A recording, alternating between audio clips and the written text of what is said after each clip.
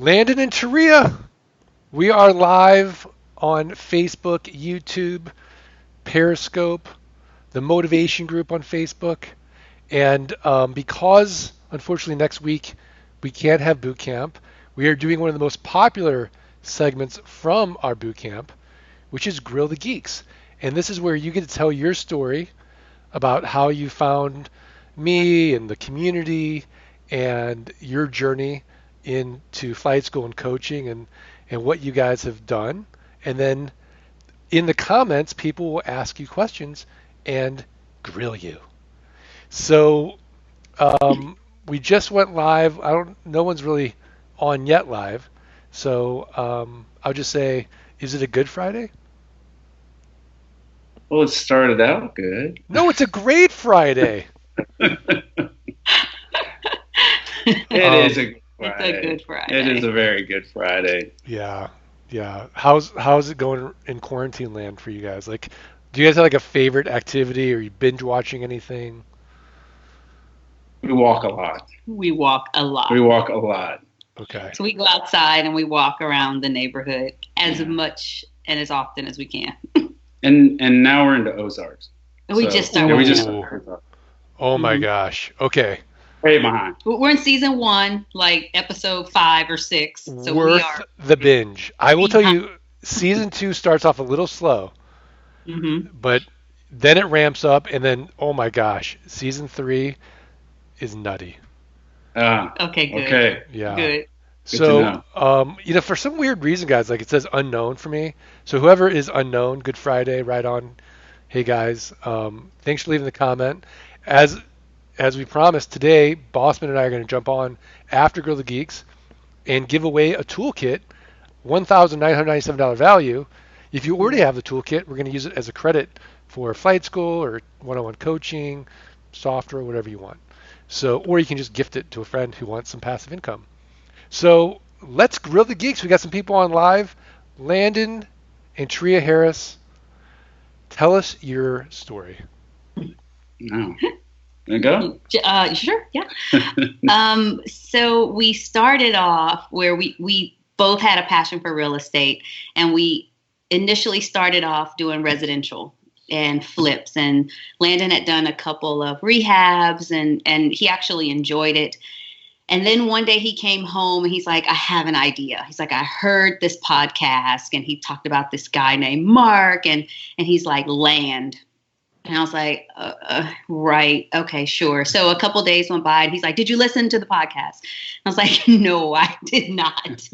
So finally I sat down, I listened to it. And after listening to it, I went back to him and I was like, okay, if you don't do it, I'm going to do it. Like, this seems amazing. She's going to leave me. Yeah. That was going to be the death of our relationship if he didn't want to do land. That's so funny. So then what'd you guys do? We reached out to Bossman. Yeah. Probably like that 2-3 day. days. Yeah. Yep. It was like we went right in and started getting in with Bossman, and he, set us up. We jumped right into flight school like immediately. And we went through that whole process and just. What's flight school like for people that are listening to this and they have no idea about, the training, which, by the way, landgeek.com/training, that's the link to go to talk to Scott Bossman or Mike Zano about flight school or any of our coaching programs. And just for those of you who are joining, in case you don't know what our model is, it's we're buying property 25-30 cents on the dollar. We are selling it. We're going to try to get our money out with either on the down, or maybe we'll go out 10 months. And then we're going to have passive income every single month. Landon and Taria, no renters, no rehabs, no renovations, no rodents. And then the game we play is, can we create enough of these land notes where our passive income exceeds our fixed expenses? And then we're working because we want to, not because we have to.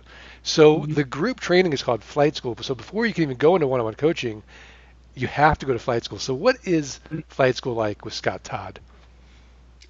I'd say flight school is like a total immersion of everything you need to know. Like, it puts you further than where, say, the toolkit is, and it gives you that one-on-one push. Well, I don't say just one-on-one, but it's more of a push into getting into every aspect of it. I mean, you go through all of the due diligence, and you go through what you need to look for on the GIS maps, and you go through actually buying land and selling land, and then you actually go through, the steps of what it takes to automate your business and how to, like, it puts you in touch with every aspect of the business. So that was it was eye opening. It was, it was moving relatively fast, but at the same time, just a ton of information. It was really good, really good.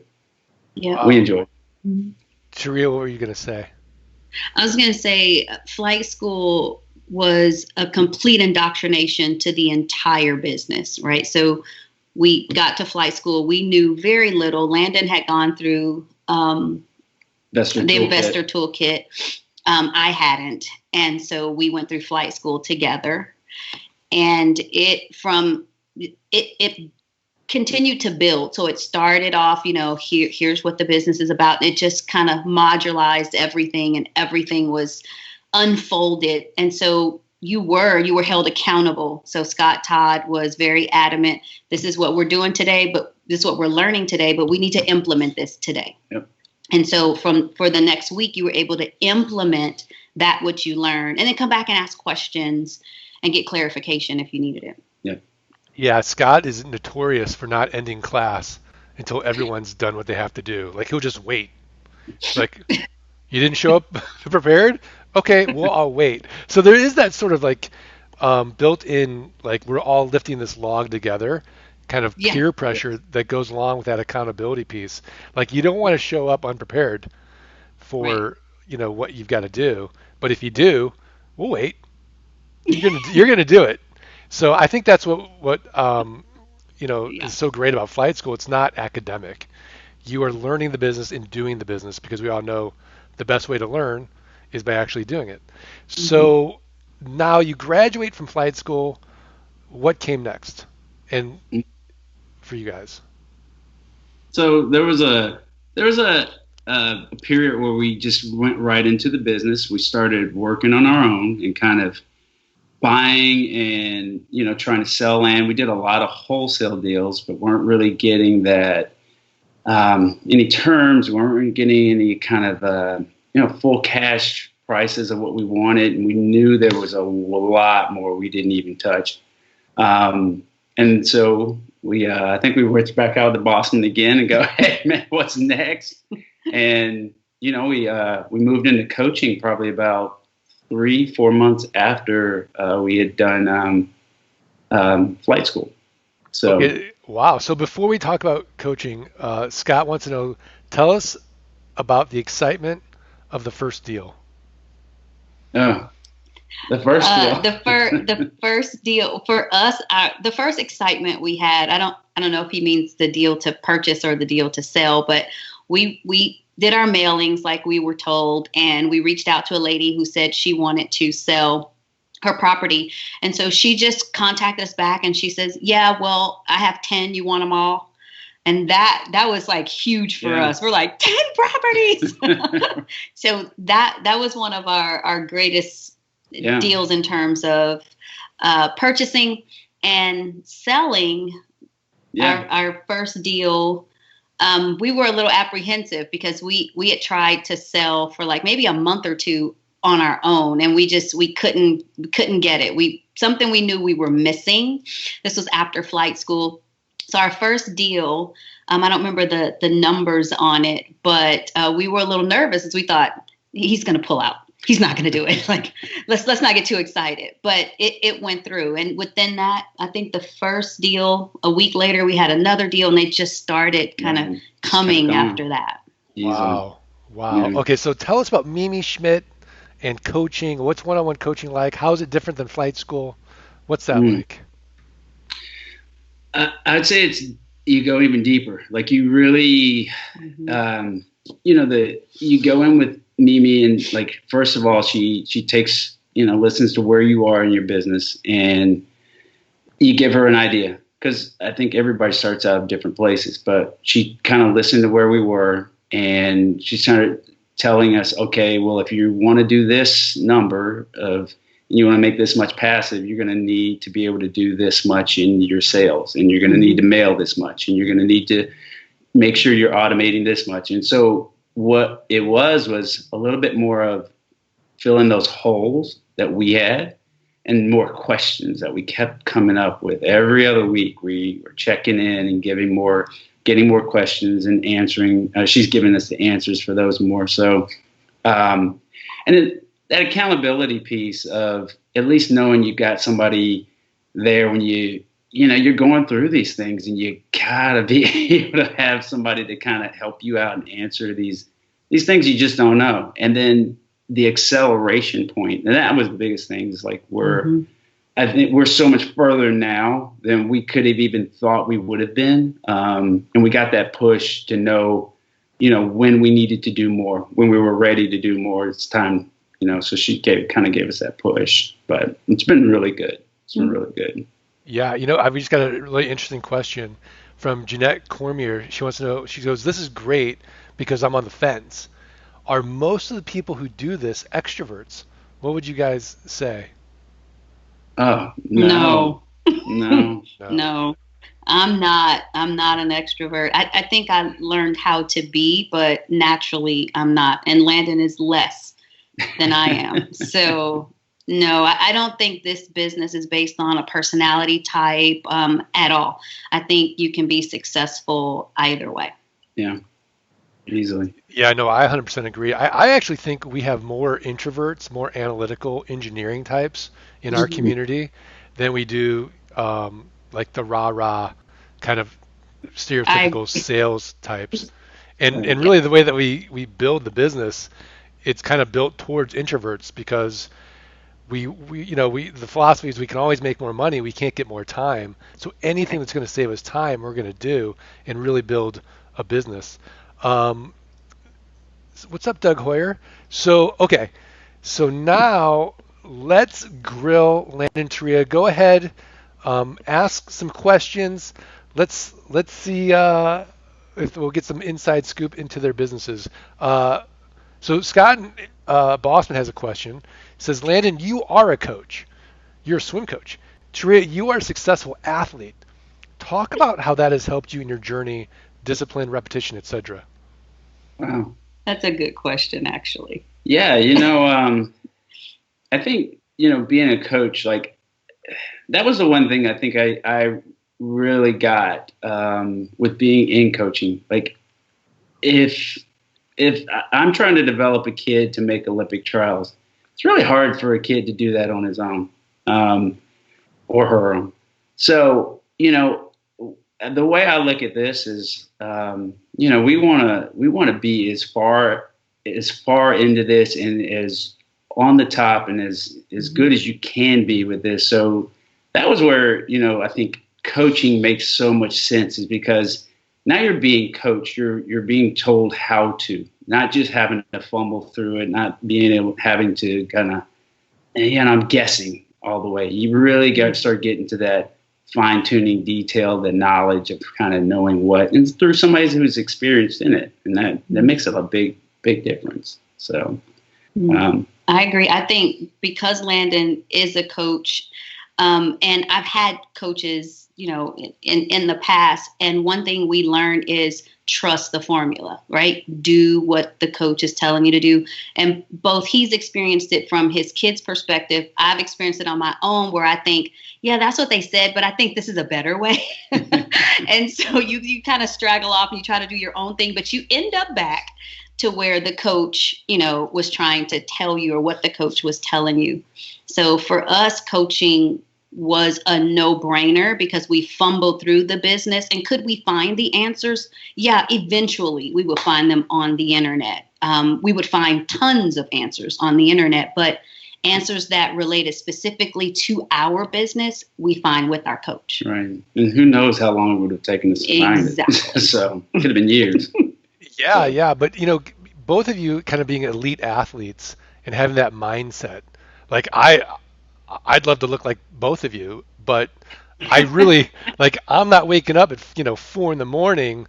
in paying that price to do that, do you think that type of discipline, that mindset of sort of being elite has transferred over into your land business? And even if you don't have sort of this elite mindset, do you think it matters? Like, what would you say?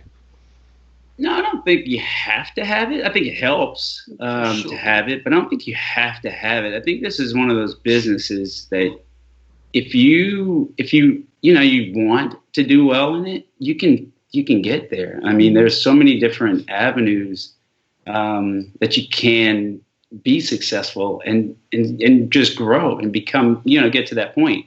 And there's just different levels, and yeah, we want to be, at home, hanging out, we're going to the beach and when we want to, and, take a trip, and that's what we want to do. So we know we've got to get to a certain point, and, that's kind of what we're thinking. I think that your mindset definitely plays a role in how successful you are in this business. And I think if you can teach yourself and train yourself, because it's all learned behavior, right? Just to be consistent when it's working, when it's not working is the toughest part, to be consistent. And kind of having to train at an athletic level, we go through where it doesn't look like it's working, right? So one of my coaches, I had to send pictures in every week, pictures. And so 4 weeks would go by and I didn't feel like it was working, but I could go back and look at the comparisons. Oh my gosh, it's working. So as long as you have your goals set up and you have a way to track how you're doing, I think you can learn how to be successful for sure. Yeah, no, that's really great advice. And I love the consistency part. I do think you really need to have that strong, deep desire, that big why, that purpose. Because if you don't have it, it's too easy to just say, get like shiny object syndrome, like, all right, forget land investing, ATM investing, let's go. And then you're going to the next thing. You never really go, really deep into anything. So Mark Isaac wants to know, do I need a real estate license? Do you guys have a real estate license? I do, but you don't You need don't need it. No, you don't have to have No. it. No, Yeah, in fact, not necessary. when I actually spoke to my attorney when I first started, he's like, don't get one because Right. you're not a fiduciary. You can sell all your land for sale by owner, and you Mhm. take a lot less risk. Doug wants to know, what parts do each of you handle in the business? And he said, great meeting both of you in San Antonio. That's It's good Doug meeting Hoyer. you. Yeah. Wow. What do we? I can tell them. Okay. Go ahead. So anything that deals with sales and people, and that's Landon. So he talks to all our potential sellers, all our potential buyers. He kind of he's on the phone. He does the phone part of it. And I do a lot, like I work with our VAs, I get them trained, I kind of make sure they're doing what they're supposed to do. I work with the automation. Yeah. Yeah. And that's really it, because everything else is, you automate or you get the VAs Delegate. to do it. You delegate. Yeah, That's well, it. that leads us to Jen Ramquist's question, which is, how much of the business do you have outsourced, automated? What do you still do on your own? Ooh, okay. That's a That's a good good question. So we started off with all of our postings being done by VAs. So Craigslist, Facebook, all of our marketing is done by VAs. Currently, we just started having the VA also do response to our Facebook ads because we were getting so many. It was just becoming overwhelming. So we have now outsourced that. We still handle the sales side of it 100%. Right. We have someone who is doing like our deal of the week now. We just outsourced that. Right. We have an ad writer. So Right. someone writes our ads for us. Right. Wow, you guys are doing Yeah. great. Yeah. I'm so proud. I feel a little tear coming out. Because really that's what we want is, you've got to scale this business. You really have to use all these leverage points, other people's labor and time, use software, and then other people's money. You combine all three leverage points, you can really blow this thing up into something big. And I love the fact that you're outsourcing all these pieces, but you're keeping the most profitable piece for yourself, which is sales. Like the last thing I outsourced was county research and sales, because that's really the two most critical pieces. Right. For sure. That's amazing. You guys are doing amazing. Um, okay, so Joe Lucas has a really interesting question, which is as a couple. He says, "My wife isn't comfortable with the land business idea. I think it's a bit too unconventional for her. Any advice on how to get her on board?" That's a great question. Oh boy. I think just to get her involved would probably be just to get something simple. Find out what she likes, and then kind of see if you can get her to the point where she might want to help out with just that part of it. Don't involve her in the rest of it. Let her help do what she can, where she can. And that might get her a little bit more interested in it, I think. Because what you find is there are all these different avenues in it, and you kind of start finding your way through it. You end up doing well with it and become successful. So I'd probably just find the one thing that she might like and see if you can involve her with that one piece. Yeah, no, go ahead, Tria. Yeah, I know. I think that's a great idea. I think that's great. If you can get her to a boot camp, that would be good too. That helps a lot too. Boot camp's good. Yeah, I would say, Joe, like the only way we get the spouses to get on board is a boot camp, honestly. Because there's nothing that I can say or Scott Bossman can say or Mike Zano can say where she's going to say, "Oh yeah, this is great," because it sounds so self-serving. Of course, we're going to think it's great. Right. But when you talk to other spouses in the room who thought exactly like you did, and then they see in real time other people have literally, they just want to share their experience with you, then it becomes very real. Like, oh my gosh, this is amazing. But unless you do that, you won't really, it'd be really, really tough to get somebody on board. I remember the first time Matt Forbes came to boot camp, his wife, Anne Marie, I'm telling you, scowling at me like this for the first half day, like not happy. Matt dragged her to boot camp. And by the end, they're in flight school, they're in coaching, like they're all in. And she loves it. And we love, we love them. Yeah, but man, scary in the beginning. So Joe, hopefully that helps. That's always fun. Yeah. So a lot of people want to know, how long have you guys been doing this? Wow. We hit our 1 year mark. We just hit our 1 year mark as of this month. Yep. So, and how long have you guys been in coaching?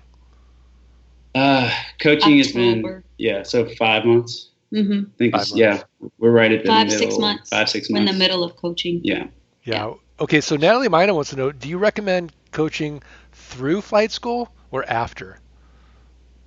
I say flight school first. After, for sure. Flight school first. Yeah. It would be like going to college before you went to high school, right? Yeah. So you just kind of miss so many things. Mm-hmm. And then it's way over your head by the time you actually, because there's so many pieces you need to already kind of be walking through a little bit before you actually get into coaching. Because the whole point is to accelerate it and make it go to another level. So I think flight school shows you how to run the business. It shows you what you need to be successful. But coaching is after you've kind of established your business and it takes your business to the next level. Right. So I think in coaching, you need to already have, some structure, some framework of your business in place. And you can't really get that without going through flight school or the investor toolkit. But I don't see coaching being that beneficial if you have not gone through flight school.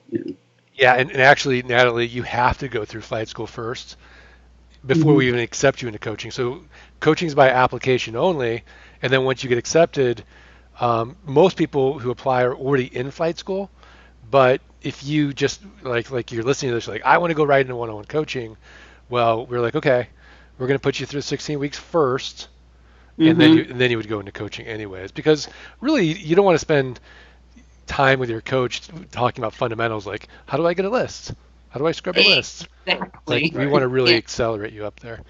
Erin Bossman's giving you some love. She wrote, wow, that's impressive how much delegation you're doing. So Randy Sunquist wants to know, where do you get your VAs from? With all the current unemployment crisis, shouldn't be a problem finding someone local, right?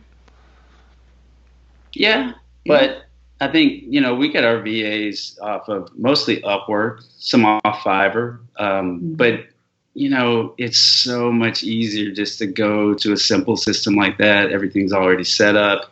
You have access to any process, anything you need to know how to do it. Anything you need done, it's there. So, yeah, and usually it's cheaper. So. Yeah, for I us, mean, it was balancing out because it takes money to run the business. So for us, it was balancing out. We wanted to delegate everything, but we couldn't afford to delegate everything. So we had to find times and spaces to delegate, and within our budget as well. Correct. We were even going to hire like our youngest son to do some work. So we're not beneath hiring unemployed family members. Are you guys like what is your monthly overhead with VAs and software? We're excluding mailing, just VAs and software. Yeah, because mailing's an investment. I don't consider that an expense. I think we're about. Here we go. I can tell you it's right here. Okay, she's got the math all worked out. We keep our math. That's we work the metrics. Wow. Yeah. I think that's like a really big newbie fear, though, as when people go into coaching, because we keep pushing them to hire people, scale, and it's like, well, if the cheapest person I can hire is myself, why on earth wouldn't I do this? But you realize you can't penny pinch your way to wealth. Like, you don't scale, and so you have to do it. And that's where I think the value of coaching comes in. Is we're like, no, just have faith. Like, it's gonna pay for itself. You're gonna get a massive ROI. Hiring these VAs, $3, $10 an hour, so you can go and do the things that really make sense for a CEO of their business to do. Mm-hmm. Right. We're at like $1,000 a month. Yeah. In our VAs and staff. Automation and some of the automation's free, so a lot of you don't even have to pay for it. So it just works out. Yeah. I think that's average actually, for sure.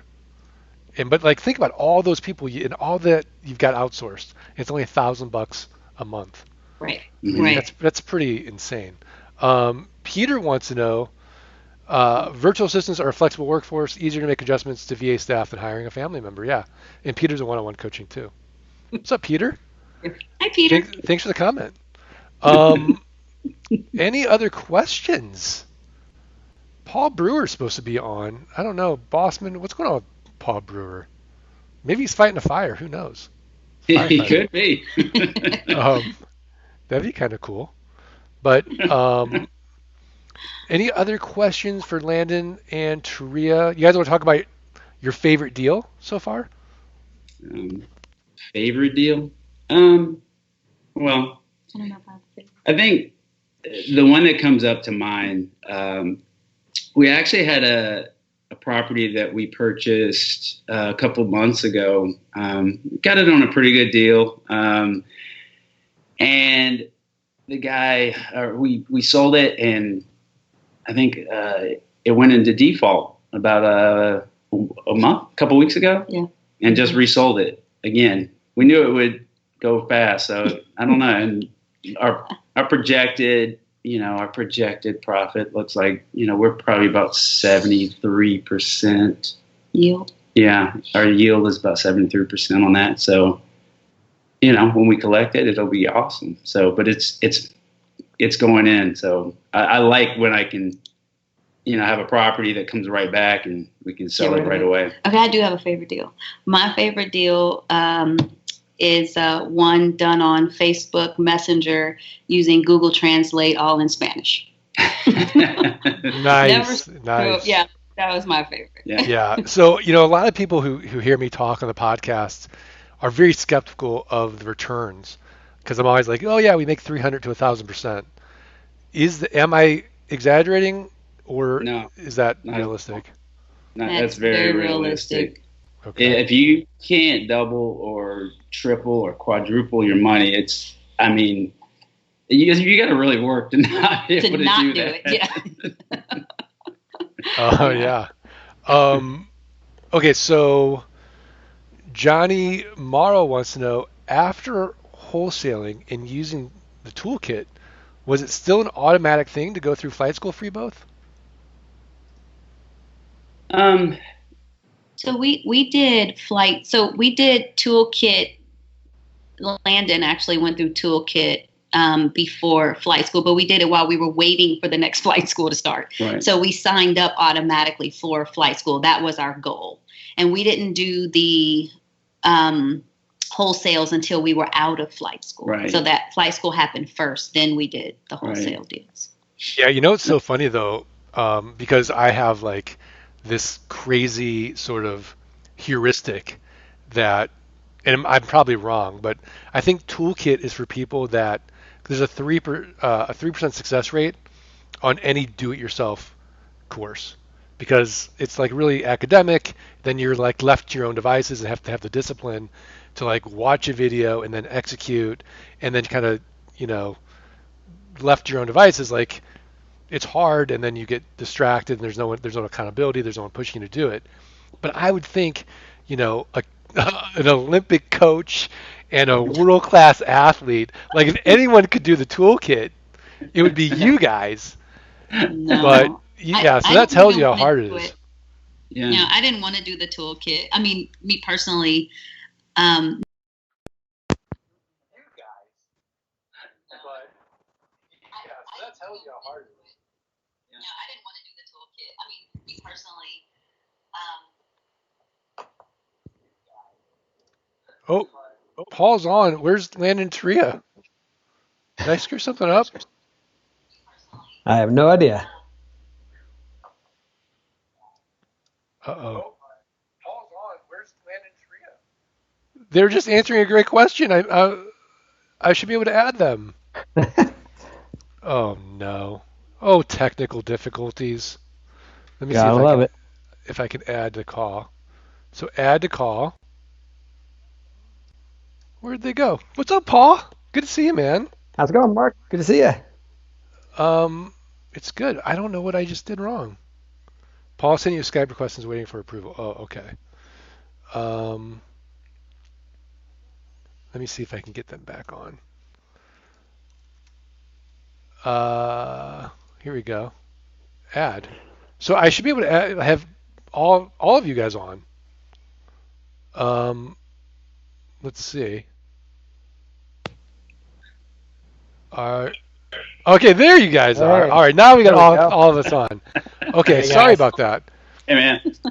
Okay, so Paul, we're gonna get to you in a second because we had so many No really good worries. questions. All right, sorry everybody. Here's a question for you know what we'll get to you, Paul, but for Landon Tria, now you guys went through coaching. Looking back, any blind spots, misunderstandings in the business you had back then? Mm. Wow. Let me think. I had one. Yeah. Yeah, one of my misunderstandings, I think Mark touched on it earlier, was I can't afford to do that. Like I have to hold on to this money and I have to try and run the business. That was a huge one for me. Not understanding that I needed to invest into, you know, my VA so that I could expand the business in other ways. That was a big one for me. Not that they didn't tell me, but just it was a mental paradigm shift for me. Yeah. I think for me, I felt like you had to have a lot of money to do it.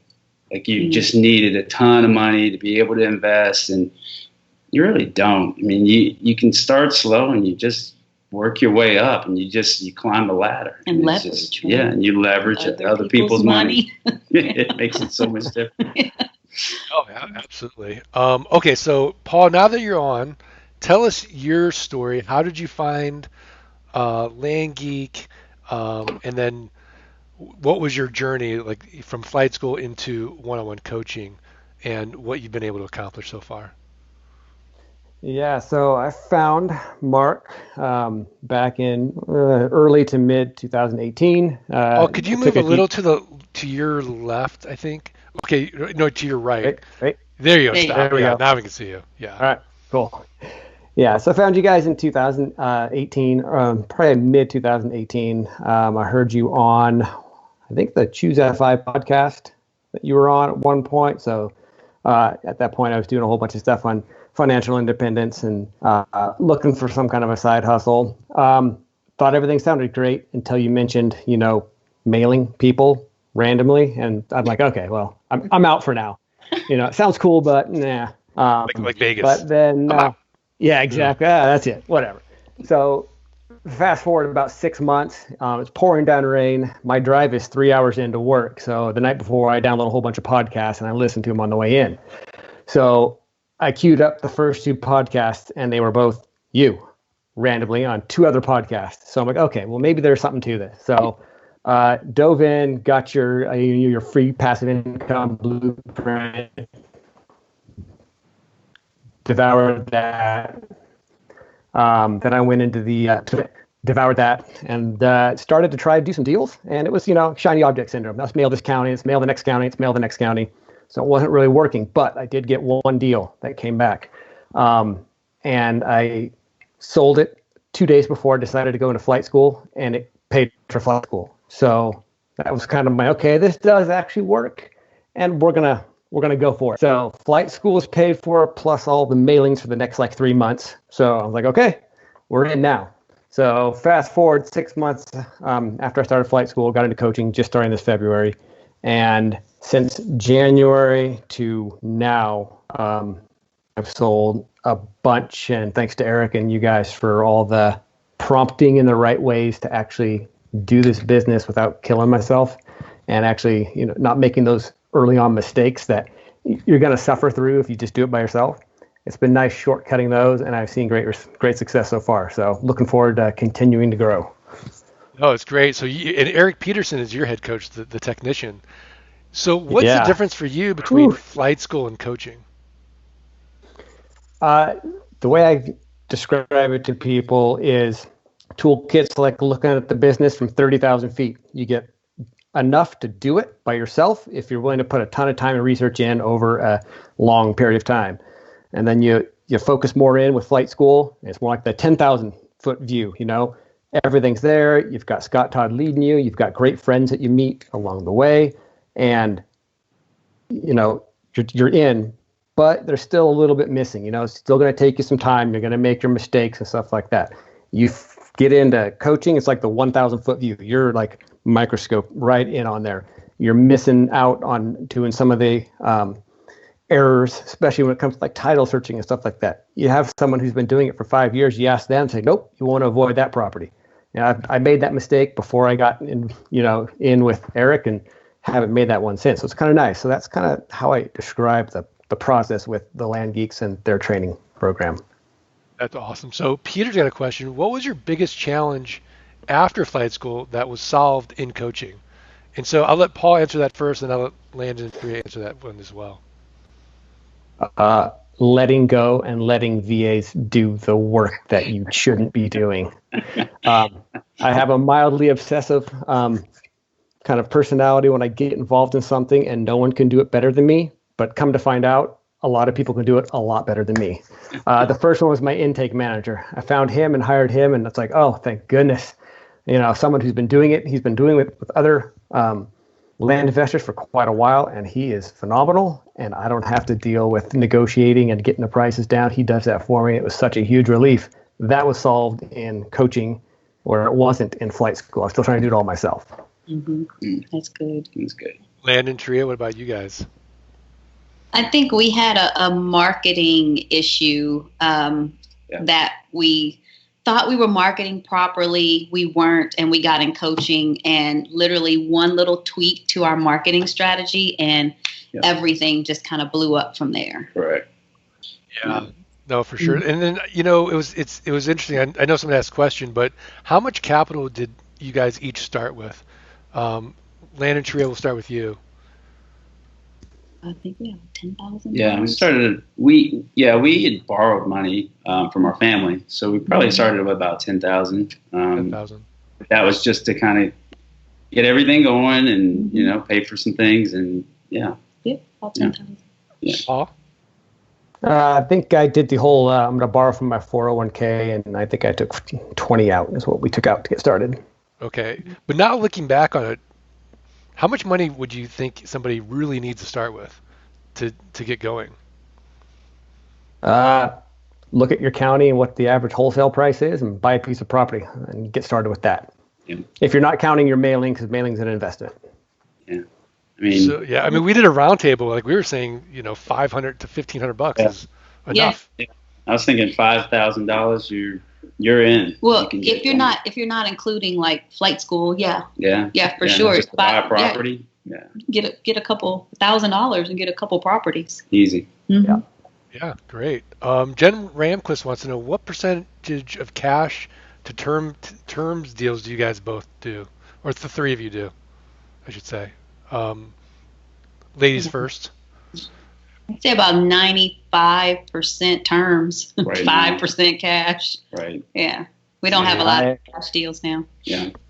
I love that. That's wealth building right there. Paul, how about you? Right. I'm same. I've had one cash deal out of the ones I've done. So no one wants to pay cash right now. Right.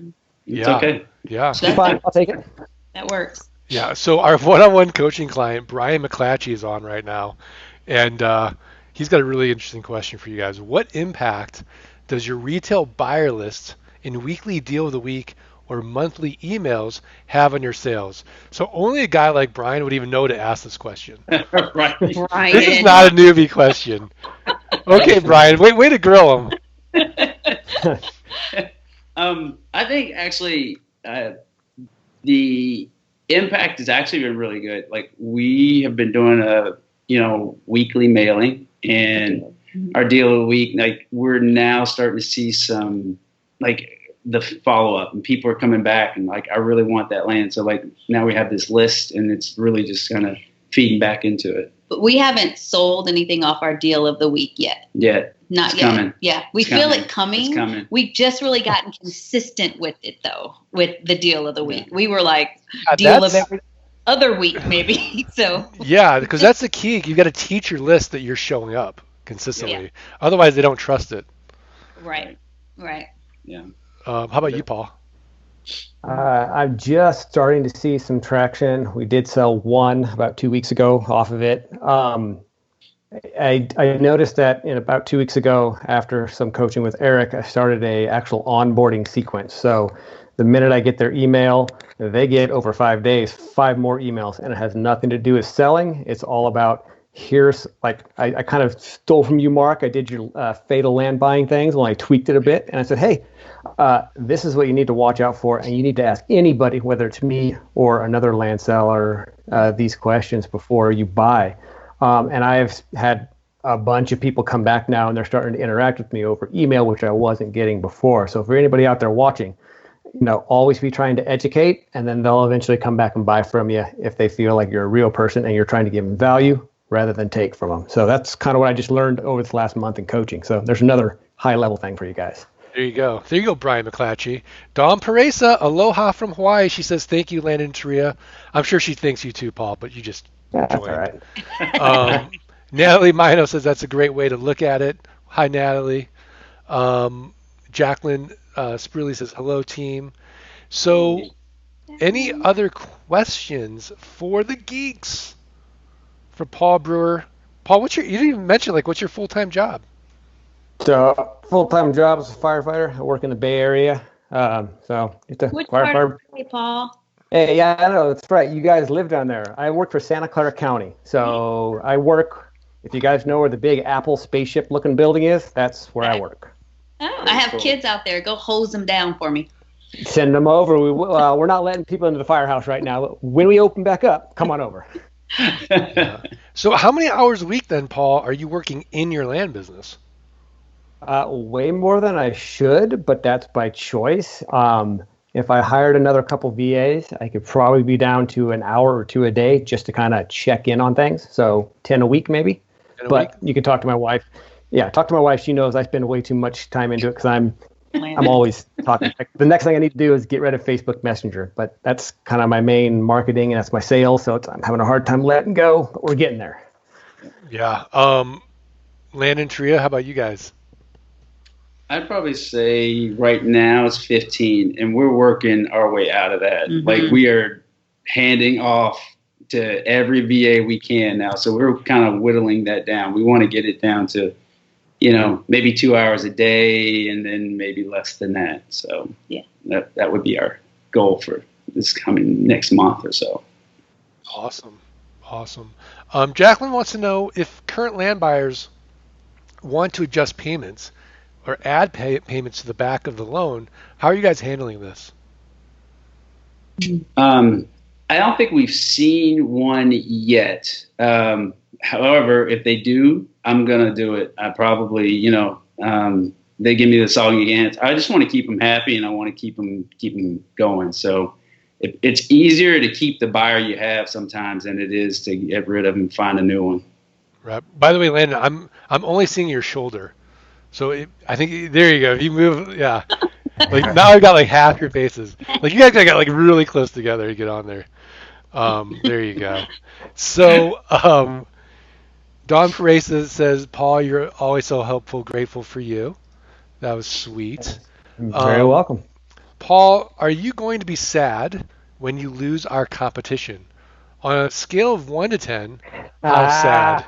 So who is this that's leaving this comment? All right, so here's something I highly recommend for anybody looking into going to flight school. Make friends with one or multiple people in your flight school, and then start a competition. That'll motivate you to continue to produce and not just fall off. So somehow or other, Adam and I got hooked up through flight school, got hooked up at boot camp in January in San Antonio, and we decided to go into a competition. And our competition we modeled it off the Scott Todd and Mark Podolsky epic competition a few years ago. Whoever can sell the most land in 2020 pays for the hotel boot camp, first boot camp of 2021. So as of a few minutes ago, actually, Adam, you're behind. I just sold another one, so you got some catching up to do, buddy. Oh wait, he was up 2. Like he was up 4. He was up 4 2 weeks ago. Yeah. Wow, Adam. I can't keep the land on the shelf right now, so got some catching up to do, buddy. All right, Adam, you got to do Guerrilla Geeks next week then. Yeah, definitely. So you can talk about your revenge. Andrew Mino says, thanks for the insight. Really like the points of view. Jason Hoffman, have you discovered or developed your why yet? And if so, what does it look like? I'd like to think mine is to inspire others to discover, develop, and truly be themselves. Landon Trio, why don't we start with you? This is it. I want to spend more time with my wife, and I want to be able to just take off and go and do whatever. That's my why. Yeah, work when you want, where you want, with whom you want. Yep. Yeah, it's so true though. Like when you guys have that time, and we remove that big bucket of stress called money in our life, and then we remove the other big bucket of stress in our life called time, and we solve both those problems. I mean, everything becomes so much better. I mean, would you say that colors are more vibrant? Food tastes better? Has your relationship gotten deeper or more meaningful as you are going through this journey together and starting a business together? I mean, is this good couples therapy? It is. And because we are kind of yin and yang, it helps provide good balance. Like Landon would spend all day, every day in the land, and I would spend no time in the land. So we help provide a good balance. Yeah, I think so. Nice. How about you, Paul? Yeah, I got a couple of whys. Obviously, family time. With my job too, it's not a matter of when you get hurt or something happens to you. It's a matter of if. So I'm trying to set myself up so that I can exit as much as I love my job sooner rather than later, and also trying to help set up. I'm hoping to get my father-in-law involved in this too. He's on the transition out of running his own business, but he'll still need something to help bring in some income. So I've got a couple of whys to kind of get into coaching and shortcut this instead of take the long road. So yes, that's my wife right now. Then family time, obviously. The last 2 years before I switched jobs, I spent over 200 days away from my family at the firehouse or doing something. So, wow. Yeah, 120 is the average for a firefighter to be gone per year. So I'm trying to keep it at 120. So that's another reason to start this. So the overtime and shift rates don't need to happen to kind of support the family. Yeah, would you do me a favor? Because I literally have no influence over Mike Zano. And I've been saying for years, Mike, you got to quit. Like, you've put your time in, Yeah. you've made the sacrifices, you've saved enough lives. Like, why keep taking more risk? He's like, Mark, I love the guys. You don't understand. It's like a fraternity. And then I'm going to get my pension in a few more years. I'm like, you don't know if you have a few more years. Yeah, that's me. I'm trying to do that. I'll talk to him, but he's only got 2 more years yet, so I'm not going to push too hard. I have 12, on, so two if I more can shortcut it years, before then, I Paul. will. But I know. He's like, Mark, I'm not there every day now. I go in a little bit. Anyways, Chris Egner's like, family's the ultimate why. It's like a big frat house, yeah. Yeah. Oh my gosh, some of his stories I can't repeat here. They're crazy. No, Yeah, don't do that. it's a colorful group of characters at the fire department. Is yours like that? Oh, you have no idea. Really? Yeah, we have 180 line staff, and there's 180 different personalities, and they're all crazy. You have to be crazy to be a firefighter. I mean, who else runs into burning buildings, right? No, you know what? Okay, so this is my theory because one of my first coaching clients was Jeff Axton, who's really close friends with Mike Zano. And I always said, I even said this on the podcast, I think there's an advantage with a mindset of having that courage to do something because our instincts are when there's trouble, you go to fire, like we want to flee, but you guys go into it. So when you have that perspective, well, in business, any risk I take, I'm not going to die. So I think that you're more likely to take these risks that some of us just might not be able to take because of the fear or being uncomfortable, but you've kind of been sort of, you got to have like grizzled through it. You know what I mean? Yeah, kind of groomed for it. Groomed for it, yeah. So do you like my theory or no? I could be off. Oh, it's a great theory. Yeah, it definitely has helped. I mean, I would have never thought, a year ago when I found this that I'd be jumping in to start my own business. I mean, listen to all the podcasts. Oh, that sounds like a fun idea, ATM investing or this investing. But nah, it's been nice just jumping in and knowing that, got someone there to catch me with the team here, and they'll point me in the right direction, and meeting great people like Landon and Sharia. Talked to them at San Antonio and just kind of talked about their experience going through it. It's like, okay, follow the recipe and you're going to be fine. It may not come as fast as you want, but it will definitely come. Yeah. So here's a question, Paul. Realistically, how fast could I get going being a single parent with a newborn and toddler? I'd like to have a consistent and stable income set up so I don't miss out on these precious years. I'm willing to put in the hard work now while they're still small. Also, I'm based in Canada. Oh, Canada. It can definitely be done from Canada. You just have to find some creative ways to get stuff notarized and to do stuff here in the States if you're selling land here. But I'd say realistically, if you can dedicate 2 years to getting things going, you'll probably get it done a lot faster than that, especially with the group here. But 2 years to really get things going is probably a pretty realistic goal. You jump into coaching, you're going to speed that up. But flight school at a minimum, 2 years, you should be humming right along. Landon, Tria, what do you think? I agree. Like I'd echo the same. Like I think it probably only takes you about 2 years. I mean, we're ramping up so fast in the 1 year that we've already been in. So yeah, 2 years, it's a little bit of a sacrifice, but in the long run, it's nothing. It's a blip. It's a hiccup. I think in her situation, being a single mom with kids, I think being able to delegate would be most beneficial. Because I think you may get overwhelmed if you try to, run the whole business and, be a mom at the same time. But being able to delegate some of those things right up front would help you maintain sanity while you build your business. Yeah. Okay. Here's a flight school question for you guys. Randy might have missed it in the beginning. Was everyone in your class able to deliver their 20 names of Scott Todd when they were in flight school in your class? Oh, yeah. They We did. stayed on late. Yeah, we stayed on late that night. Yeah. How about you guys, Landon, Tria? I don't remember. I don't remember. Yeah, eventually. It Did took take a a little while? while. Yeah. So Randy, you guys don't end that class till everybody gets their names. Oh, it was still going. Yeah. In the I wee don't hours of remember. night. I don't remember it. Mhm. Yeah. 2 years with VAs, Paul? That's the question. The more VAs you can hire, the faster it'll probably go because that allows you to focus on the important things of the business.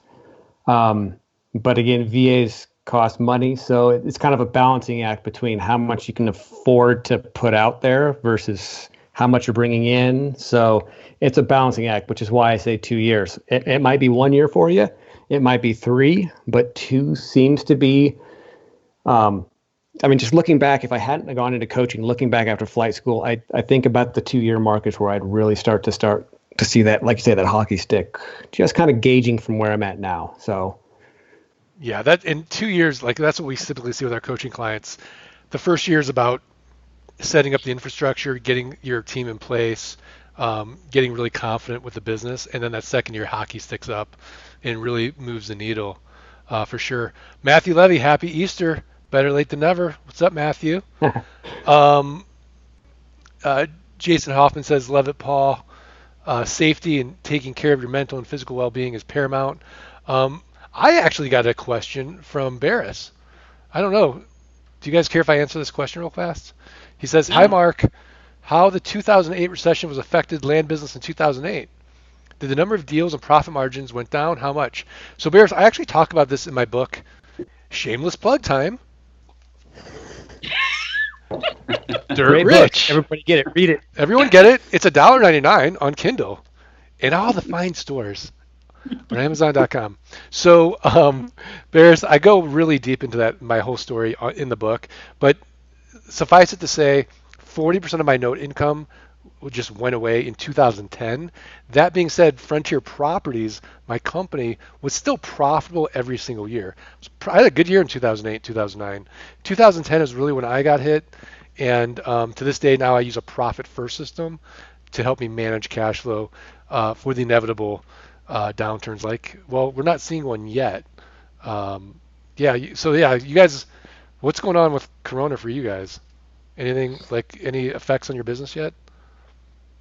Effects on the business? No. We had one who terminated. Yeah. But we sold it. We sold it right away. Yeah. So you didn't even see it. So, no, I haven't seen anything yet. No, everything's going up. In fact, the guy I talked to today, he wanted to look at some other land I had, but when he got on and looked at the county, he said, "Oh, there's confirmed cases of coronavirus there, but there's none in the county that this land's in. So I want this land over here. So here's my credit card number."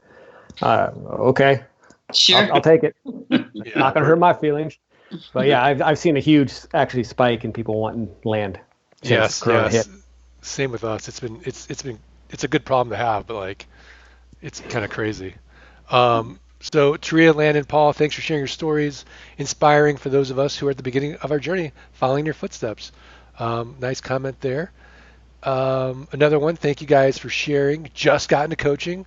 Very excited for the journey. So sometimes on Facebook, you guys, when you make these comments, I don't see the name. It's kind of weird. Sometimes I see your name, sometimes I don't. Here we go. Matthew Levy. What system do you, as a result of 2010, what system, your profit system? Oh yeah, so Matthew, there's a book by Mike Michalowicz called Profit First. So just Google Profit First. Of course, that's after you've read Dirt Rich. Yeah. This infomercial has been brought to you by. So we only have a minute left, guys. I just want to say thank you so much for joining us and sharing your stories with the community. So inspiring, so impactful. I love Gorilla Geeks. Really, the three of you are just such a great asset to our community. I'm so grateful for you and so proud, really, of everything you accomplished. And you guys know the beginning is just here. Like, Oh yeah. 3 to 5 years from now, it's it's going to be very, very different for sure. So thanks everybody for leaving comments and joining us and interacting. But stay on, because Scott Bossman and I are going to do our Friday giveaway for somebody to win the $1,997 Investors Toolkit. Paul, Landon, Sharia, Yes. be safe out there. You guys ready Thank to do this you. together? All right. Yes. 1, 2, 3. Let Let freedom freedom ring. ring. And of course, that was good. And wash your hands. All right. Yeah, wash your hands. Go disinfect. By the way, I have a question. Like I'm a big hugger at boot camp. Are those days over now? Is it going to be the bow? No. I hope not. I hope not. I'm Yeah. Is the yeah? All right, let's virtual hug. Bring it in. All right, we're in. No, we'll hug. We'll hug. We'll hug it out. Yeah, you guys hug. Yeah, okay. All right, thank you guys. Scott Bossman, I'm going to call you now, and let's do the giveaway. So everybody, don't hang up. Stay on. We'll stay on. I wonder if I can get Scott on. Let me try. Yeah. How do I? Now I got to get techie here and go to Skype and then go to add call. Oh, you want to make a bet he's going to lose us? I hope not this time. I think he's got it figured out this time. I don't know. I mean, it's not me. Come on, Tria. Yeah. It's not me. I'm geeky. It's not like I made a technical issue here. Although that being said, we're doing a new website. I destroyed. Hey, our, there it is. I destroyed our email last night, and everyone's like, "What happened?" So there you go, Scott Bossman. See, all 4 of us can join. Boss man. Nice. What's happening? Is that cool? How's it going? All right, doing good. All right. Thank you guys for sharing. That was awesome to hear your stories, and Absolutely. really cool to see how far you guys have come in just a year, less than a year. It's pretty awesome. Yeah. Pretty crazy. Yeah. So Scott Bossman, look, Taria was just hazing me about my tech chops. You did not think that on Ecamm we could have 4 people at once, because we've only done 3. I didn't know. I thought there was a limit, and I didn't know. So look, now we know. Knowing's half the battle. Okay, you know what though? Zeno's jealous. Let's call Zeno. Uh-oh. Oh, he's very. Oh, Can we get him on? All right, let's see if we can bring him on. Do it. Like, we're really pushing Ecamm to the limits now. boy. All right, I'm adding him now. Hashtag jealous. Calling Mike. Let's see if he jumps on. This will be insane if he jumps on. But he might not jump on just because he doesn't like when I imitated his accent earlier. Oh, he's joined. He's on. He's joined. Oh. Where is he? It is. Wait, Am I here? Oh, we hear you, yeah, buddy. I hear you, but I don't see you. Does anybody see him? No. No. I don't think he has his camera on. Oh, there he is. Yes. Nice. All right, Hey. this is cool All I gotta now. do is type hashtag jealous and I get on. Yeah, I would have been doing that all week. yeah. So okay, this is really cool now. Who else wants to party. jump on? We got a party going on. Okay, should we do the giveaway, Scott and Mike, or should we take advantage of like all of us being on? Do you guys have any questions for the geeks, like the 2 of you? Like, did I get to all the good questions, or did I forget something? I think it was a great Grill the Geeks session for sure. Zen Yeah, Master? no, I think Yeah. Go ahead, Okay. go ahead, Mr. Zano. no. I agree with you. I concur, boss man. I concur. Bozman. Boss Right. man. So here's the exciting thing. We do have a winner. We have a winner. And thank you to Erin, who she went through all 5 live Facebook videos this week and plugged in all the names of all the live watches into the app that we picked the name out of. So you ready? Yeah, this is Here's the crazy winner. cool. I want to be doing this with lots of people. Johnny Morrow, Oh. winner, Chicken dinner. chicken dinner. Johnny, do you already have the toolkit?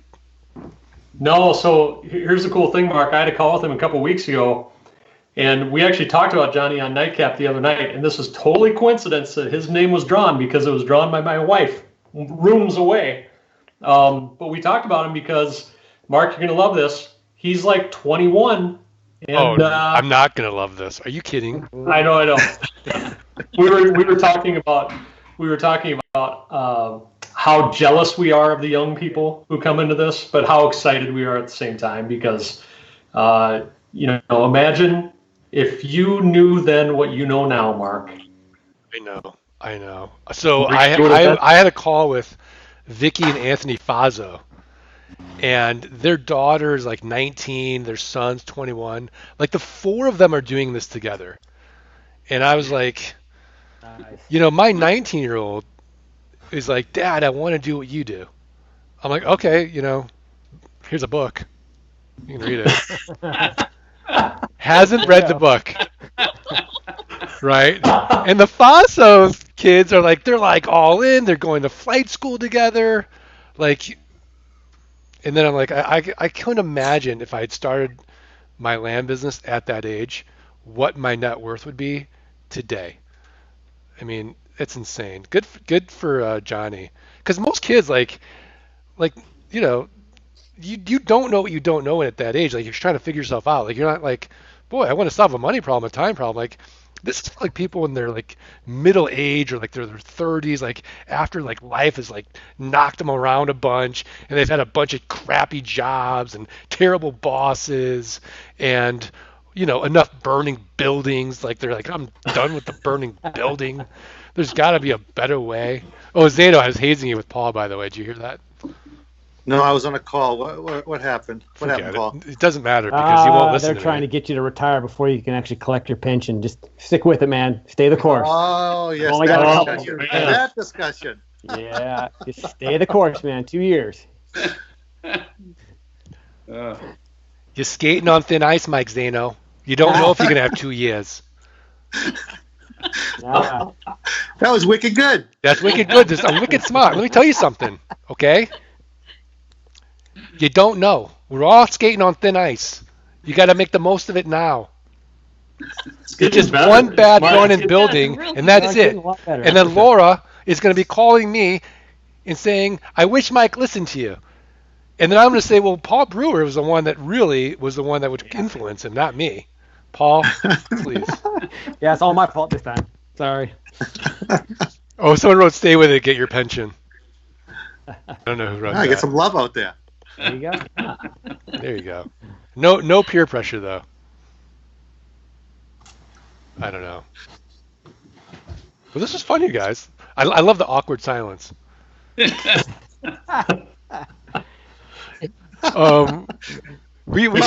still have a bunch of live viewers. Yeah, they're like, are they going to talk? They have any more questions? Any more questions? I bet we do have some more questions. Let me see. I Todd do have to Bichette hop wrote, off, guys. I have a call right now, so thank you, everyone. oh, Congrats, Johnny. I gotta go. Sorry.